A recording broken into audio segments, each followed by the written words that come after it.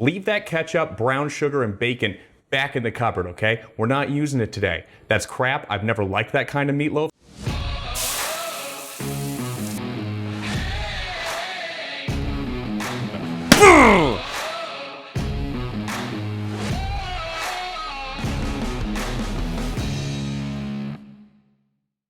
An umami-bomb of a beef and mushroom gravy. We're gonna be making a roux, sauteing onions and mushrooms for that gravy, and then accompanying all of this with some creamy mashed potatoes and peas. Just keeping it simple, keeping it classic today. This is a staple for dinners here in my kitchen, ready and raring to go. 350, oven is preheating. Make sure if you're cooking along at home, preheat your oven now. The first thing we're gonna be starting on is going to be chopping up our mushrooms, our 1 yellow onion, and our 2 cloves of garlic, 2 pounds of ground 80/20 beef, 1/4 cup of breadcrumb, 1/4 cup of whole milk, 2 teaspoons of ground black pepper, 1.5 tablespoons of coarse kosher salt, 1/2 teaspoon of ground oregano, 1/2 teaspoon of ground sage, and 1/2 teaspoon of ground rosemary. We are off to the races. Cremini mushrooms are going to be minced up. And then we need to move on to mincing our onion. Onions are minced up. Take off the root end, thin as you like. A tablespoon of neutrally flavored oil.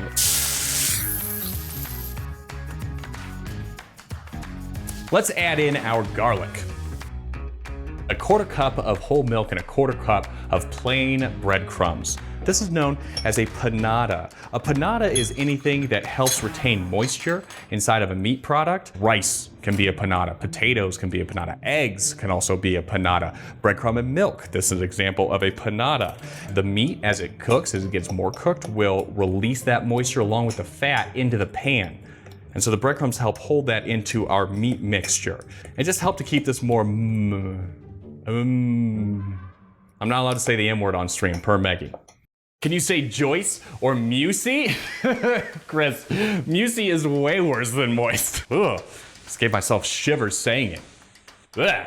We just added in our sauteed mushrooms, garlic, and onions. 2 pounds of 80/20 ground beef. Our panada, ground black pepper, coarse kosher salt, ground sage, ground oregano, ground rosemary. You need to have a baking pan and then some aluminum foil. Pull out your gloves. Ay, ay, ay. Into the pan.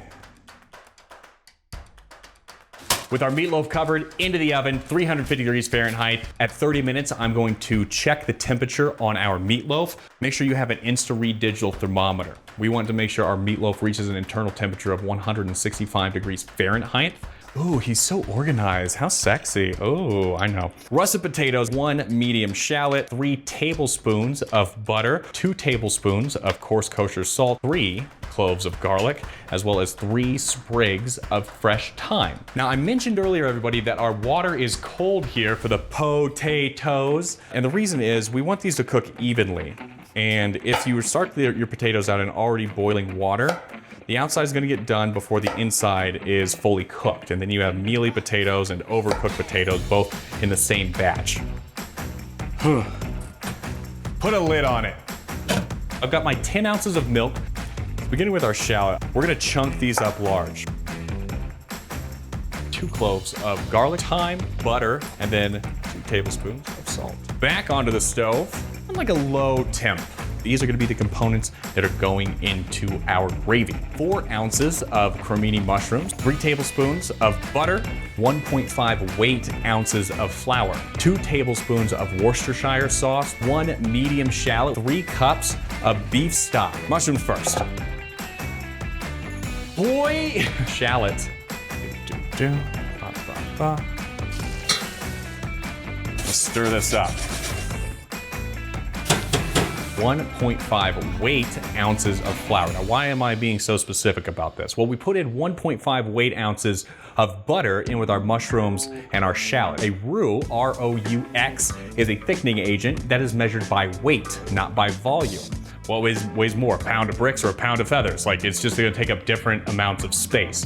Okay, so make sure you're weighing your flour for this process. We'll cook it out for about 30, 45 seconds. We'll add in our beef stock, our Worcestershire, whisk vigorously, and then just allow it to simmer out on the stove for the remainder of the time that we're cooking our meatloaf. It coats the back of the spoon, and when you put your finger through it, it holds that channel. Now I'm getting like 143 right here. I'm gonna remove the foil from the outside of our meatloaf, and then we're gonna allow us to continue to cook in the oven for another like 5-10 minutes. Ha! Ha! We have our potatoes riced, ready to go here in our bowl. We need to fish around inside of this and pull out our thyme. Lowest speed. Let's take it up to 2. Combine.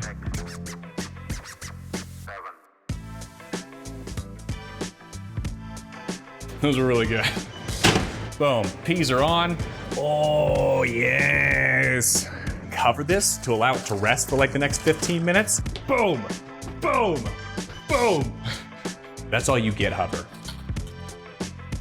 We're gonna start by putting down a nice layer. Yes, please. Boom.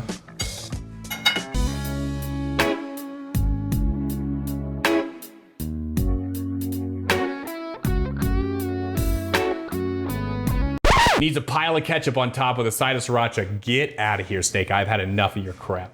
I really appreciate you coming out here on our Wednesday weeknight dinner, and it's all entirely free. That's our point here on Ingrediology, is making this as accessible as possible for you to cook better meals at home for yourself and your loved ones. If you'd like to support, you can go to ko-fi.com/Ingrediology, and thank you to our subscribers who already support here on stream, and I will see you here next week on Ingrediology, where next Wednesday, we're doing the Italian dessert tiramisu. So if you'd like to make a delicious, rich mascarpone whipped with ladyfingers dipped in espresso and rub, I'll see you there. Peace.